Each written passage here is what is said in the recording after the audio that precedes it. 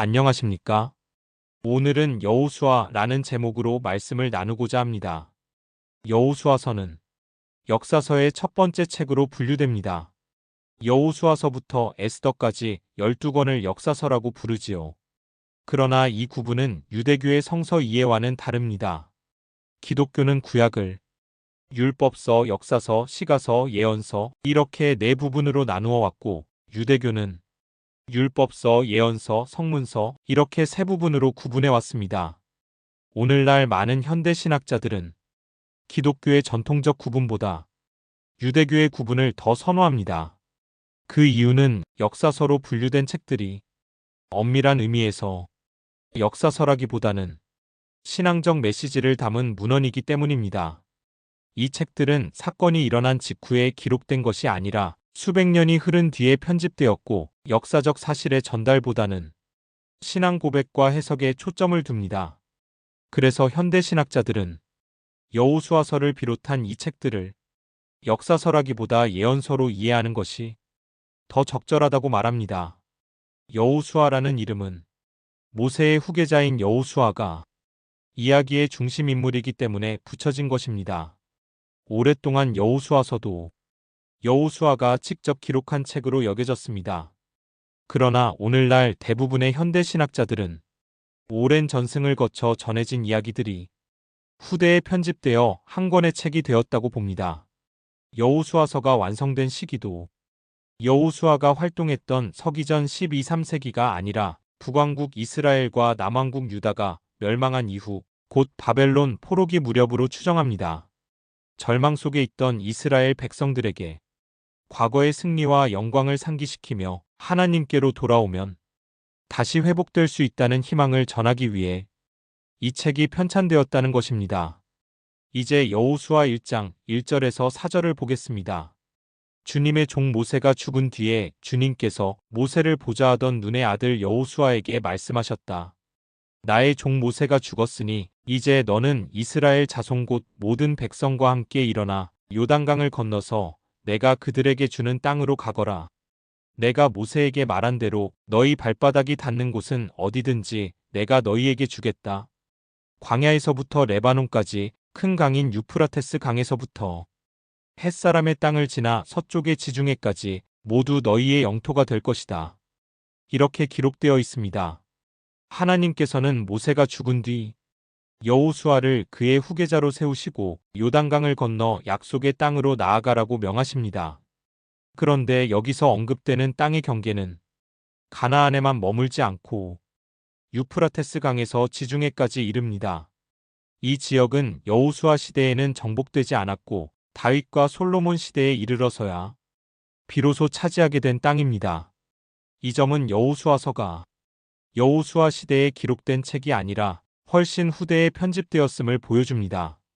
이어지는 본문은 보수적인 신앙을 가진 분들이 금과옥조처럼 여기는 말씀입니다. 5절에서 9절을 보겠습니다. 내가 사는 날 동안 아무도 너의 앞길을 가로막지 못할 것이다.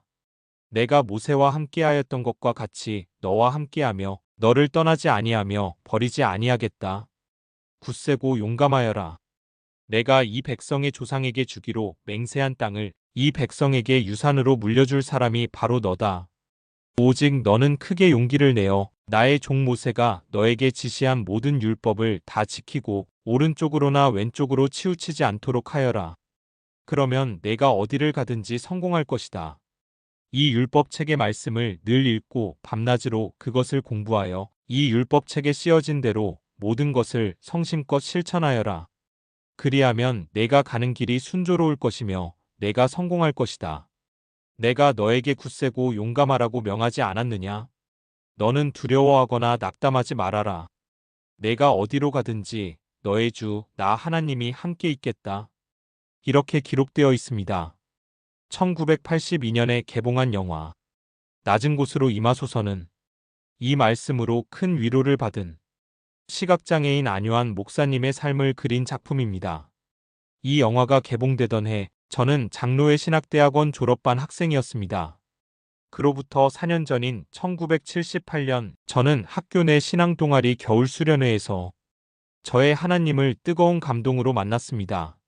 하지만 근본주의 색채가 너무나 강했던 학내 신앙 동아리 안에서 대학 3, 4학년 시절을 근본주의 신앙과 씨름하며 보내야 했습니다. 학부에서 철학을 전공했던 저는 장신대 신학대학원에 진학한 뒤 그 영향으로 알보수라는 별명을 얻기도 했습니다. 하지만 정작 졸업을 앞둔 시점에는 기독교 신앙에 대한 깊은 절망으로 방황하고 있었습니다. 당시 저는 이해되지 않는 성경 구절을 만나면 만족스러운 답을 얻을 때까지 관주 성경으로 성서 전체를 뒤지며 관련 본문을 모조리 찾아 읽었습니다. 그 무렵 대부분의 사람들이 큰 은혜를 받았다는 여호수아 1장의 이 말씀을 저 역시 접했지만 제게는 전혀 위로가 되지 않았습니다. 오히려 이 말씀의 전후에 흐르는 무자비한 살상과 이스라엘만을 선택하시고 이방인에게는 자비를 베풀지 않으시는 성서의 하나님에 대한 의문 때문에 더 깊은 고독과 혼란을 겪었습니다.